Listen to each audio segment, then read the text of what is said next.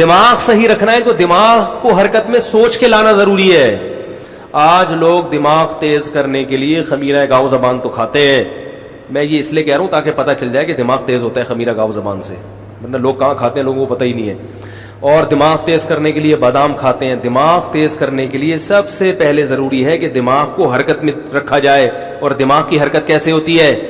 ایسا نہیں کہ گردن یوں ہی ہلانا شروع کر دیں, حرکت میں سوچنے سے.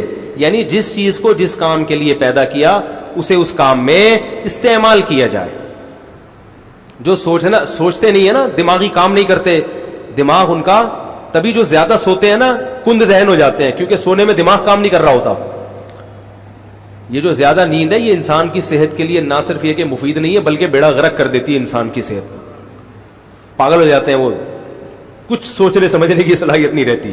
کم سویا کرو, جتنی ضروری اتنی تو لازمی سو, ورنہ وہ ایسا نہ ہو کہ اتنا کم سوئیں کہ جو ضروری نیند ہے وہ بھی نہ ہو, تو پھر بالکل ہی تباہی ہے, وہ تو اور زیادہ نقصان ہے.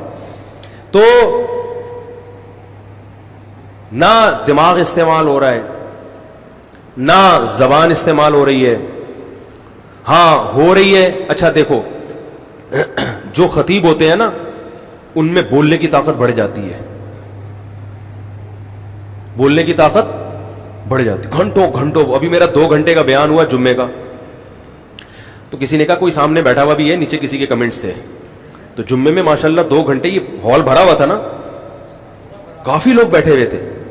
تو وہ جو نیگیٹو کمنٹس والے ہوتے ہیں نا, وہ ان کی ہر چیز کو نیگیٹو, وہ یہ لکھ دیتے ہیں ماشاءاللہ مفتی صاحب کا اسٹیمنا دیکھو 2 گھنٹے سے بول رہے ہیں. لیکن جس کو منفی سوچ ہے نا وہ کہے گا کہ یہ شو مارنے کے لیے بس کیمرے کے سامنے بیٹھے ہیں, سامنے بندہ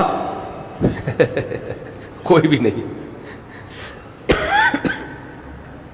تو چلنے سے چلنے کی طاقت بڑھے گی, تو حرکت میں رکھو گے اپنے آپ کو تو برکت رہے گی.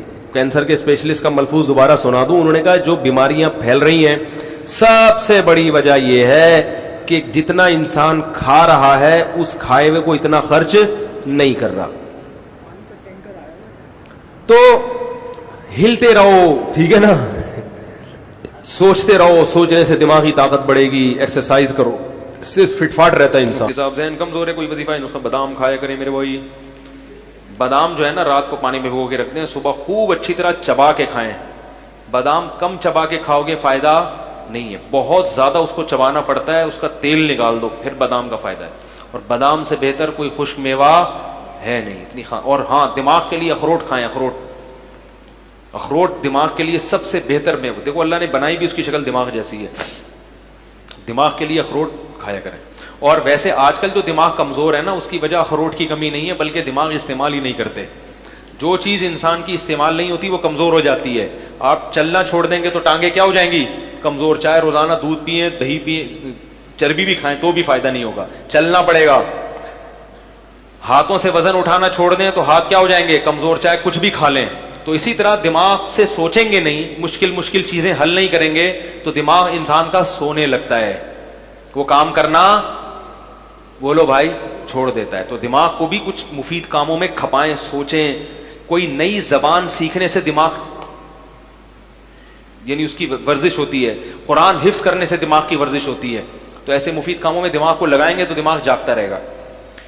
جو ڈاکٹر ہے نا جو نفسیات, وہ ایک دماغ کی ورزش بتاتے ہیں, گھڑی کو الٹا رکھ کے دیکھیں ٹائم کیا ہو رہا ہے, تو جیسے نا دماغ لگتا ہے اس میں. اس سے بھی دماغ کی کیا ہوتی ہے؟ ورزش. مگر میں یہ ورزش لوگوں نہیں بتاتا اس لیے کہ اس سے دماغ کی ایکسرسائز ہوگی مگر حاصل کچھ نہیں ہوگا سوائے ایکسرسائز کے. تو ایسا کام کر لیں جس سے ایکسرسائز بھی ہو اور کچھ کوئی نئی زبان سیکھ لیں, انگلش لینگویج سیکھ لیں, عربی سیکھ لیں یا قرآن حفظ کر لیں, تو اس میں دماغ لگے گا تو ایکسرسائز بھی ہوگی اور ڈبل فائدہ ہوگا.